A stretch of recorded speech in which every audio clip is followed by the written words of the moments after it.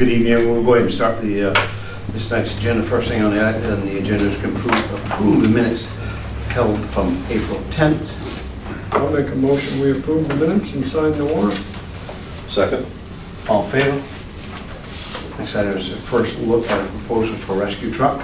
Actually, I have Chief Copeland in here to share that information with everybody. Thank you. Hopefully everybody received a packet in with their agendas or what have you. We've been working on this project for over a year now, and we solicited proposals from some vendors for the rescue truck. One vendor submitted 2 proposals with two builds, and then we got one other vendor. Prices ranged from $200,000 to $245,000. The Greenwood is the vendor that we've used. We use them for our ladder truck, we use them for engine 4, and we use them for engine 3. Those are all E1 vehicles.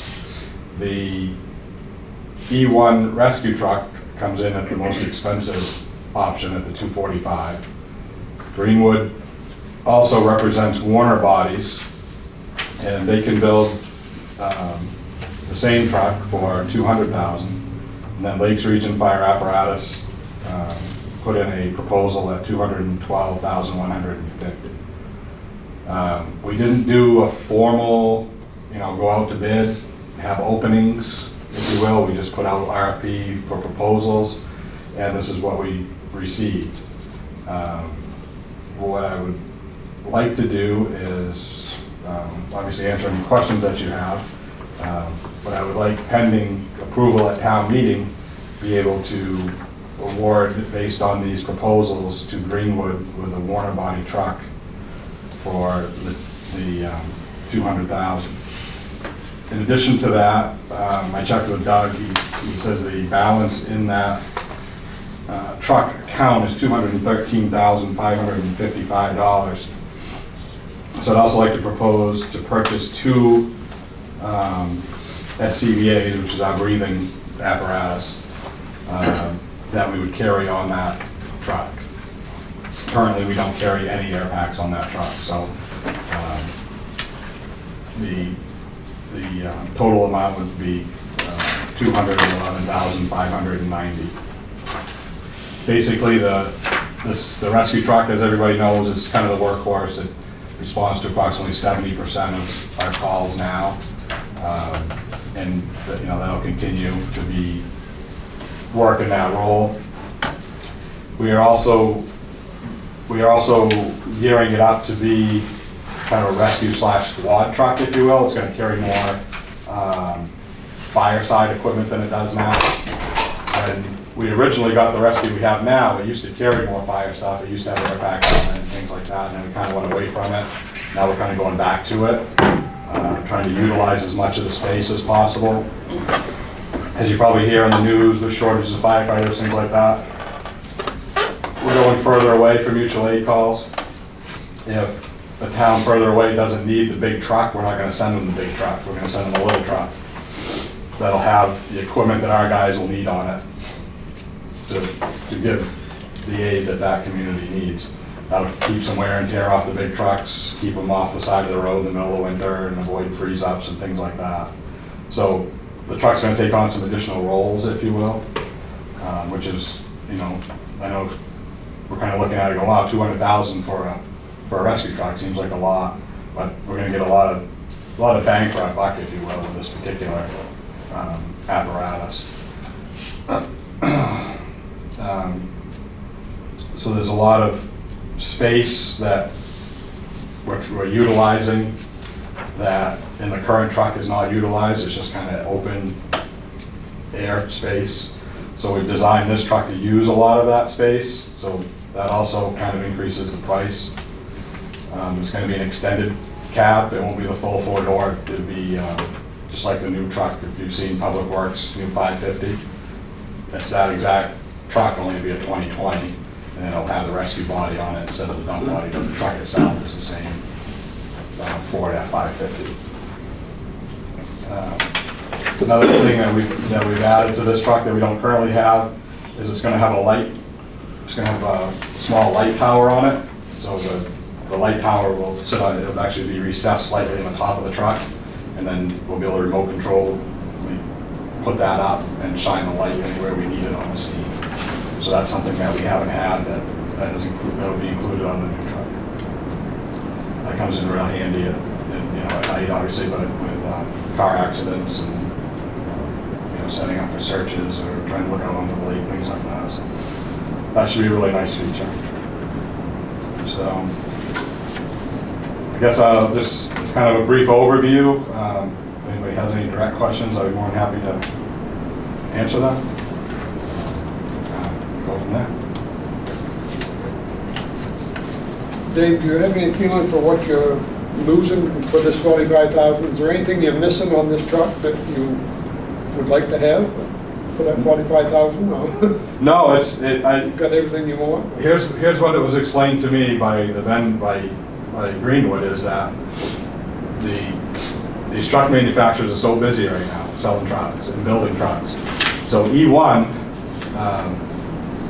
the brand E1, will build this truck at a premium price because they're taking a space in the line for building trucks that they could be building $1 million ladder truck.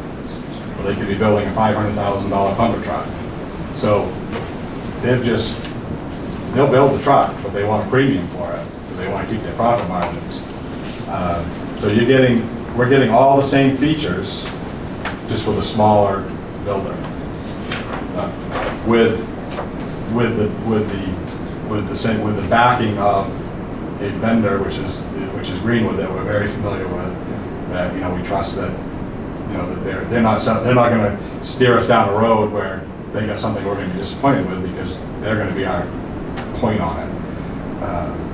So that's how that was explained to me, as far as one of the reasons that you're paying for that E1 overhead, you pay for they want to keep those $500 million trucks in their line, not this smaller rescue. Will you still be able to check that truck out here in the state like you did the last one before you bid it?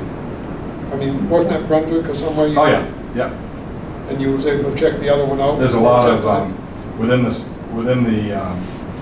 contract, there'll be a lot of things that have to have our approval before it happens.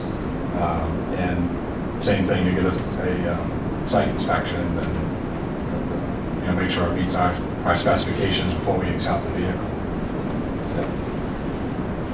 So the only thing I want to check out before we lock in on the extra 11,000 is the warrant article 15.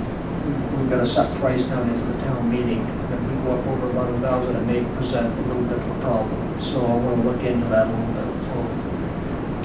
Okay.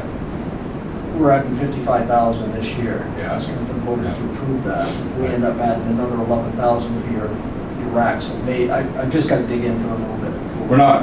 We're not adding it per se, it's what's in the account. Right. So We're only getting approval to spend 205,000 for capital improvements. We'd be spending more than that, even though the money's in the account. We'd still be spending it. I'm just going to look at it. Okay, yeah. By the way I understand it is each town meeting approves that year's capital improvement. So like last year we approved whatever it was, 55,000. It's built up to 213. Yeah. But yeah. I'm just going to cross our T's and dot our I's. Yeah. Are you returning any from last year? Well, we didn't spend it all. I mean, So let me ask you a question. So if we didn't spend it all, how much is left over from this year? This present year right now? Well, we're going to have $13,000 extra in there, and we want to spend 11,000. I just want to make sure that we're not doing anything that we shouldn't be doing. Yeah. So if we said we're gonna spend $225,000, and if we got $25,000 left, why don't we spend it now and buy those now, and just put that onto this year's, other than him turning back in, I think we should just meet up with Doug and see. right? And that way it doesn't have to go through the budget, because it's already Set forecast aside. this year. Been through once already. Been through once, right? But I agree, make sure we done it properly. Doug will be able to tell us. Yeah, that's fine, I just happen to think that I was looking at the warrant. Yep. So that, it's, what we want to do is, just trying to get a jump on it so that we can get our order in and be able to move forward as soon as possible, and, give you a chance to look at it now, It says you've got a 270-day delivery. What's slowing that down is it's going to be on a 2020, and so the 2020 models are going to be available till October or November, so they won't even be able to start building the truck until probably November. So the sooner we get our order in, the closer we are to that. We got to start stacking up the orders. So, Right. we want to get ours in as soon as we can, so that following town meeting, pending approval of town meeting, get our order in as soon as we can, so that we're on the top of their list to build the truck.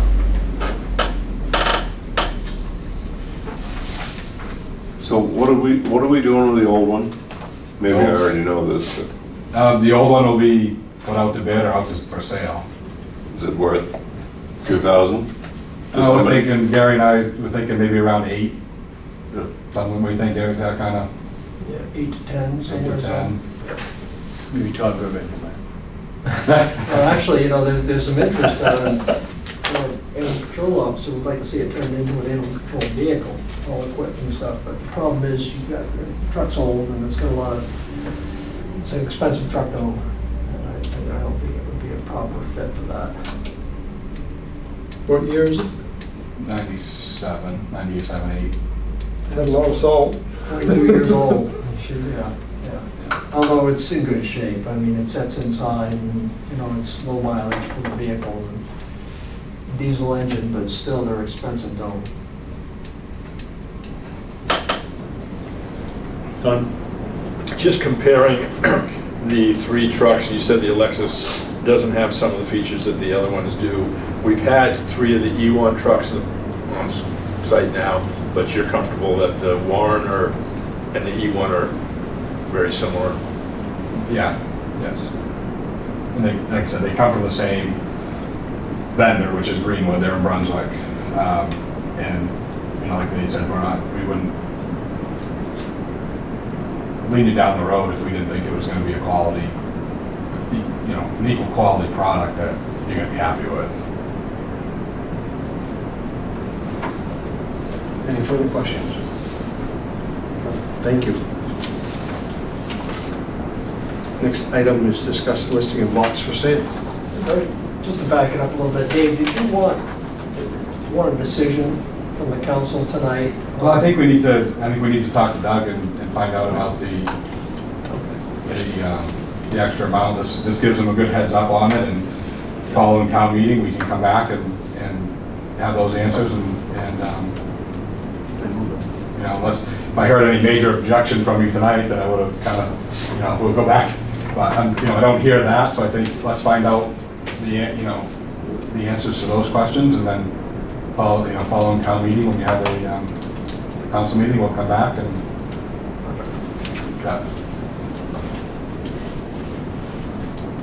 List of lots. Okay, well, we've got a couple of lots up on Zachary Drive.